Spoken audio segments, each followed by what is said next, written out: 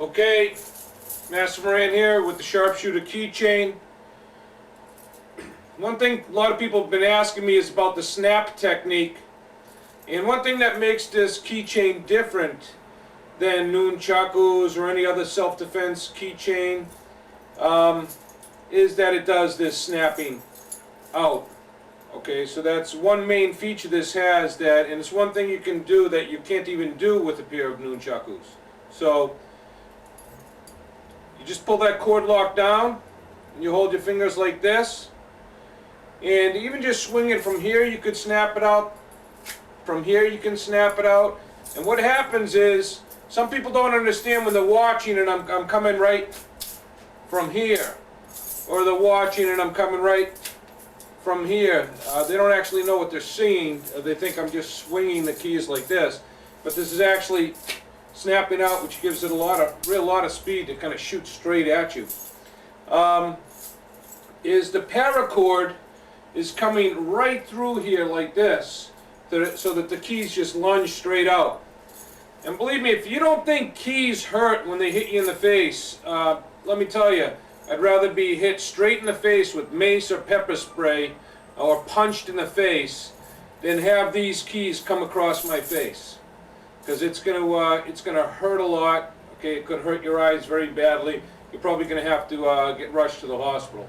So people that think that it's not effective hitting someone with keys in the face, believe me, it is, and you just haven't done your research. But the paracord makes this very strong.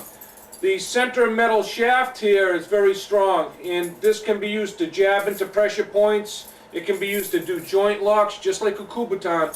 And the way that it works is it starts halfway through your hand here, so that it still protrudes out the end, even though it's very small. That's one other reason for the finger ring. The finger ring is very important because when you snap that out, it keeps the metal shaft from shooting out of your hand, which can happen when it's going at such a high velocity like that.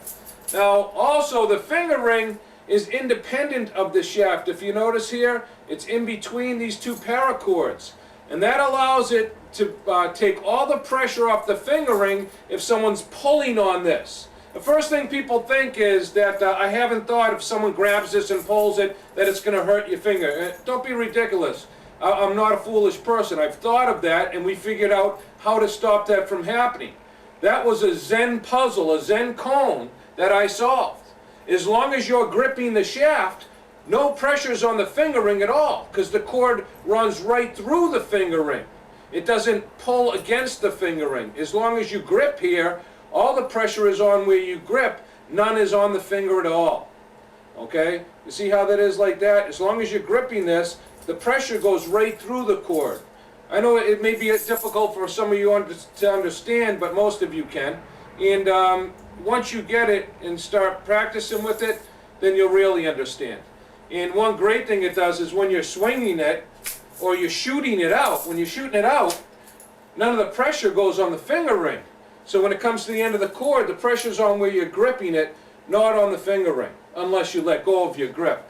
And then the finger ring will save you from dropping this in the heat of a situation. Well, thanks again, and these aren't very expensive. Okay, they're really not. You actually, for a small price, you get one of these with the DVD, and you can check it out at my website, newideamas.com. Thanks again.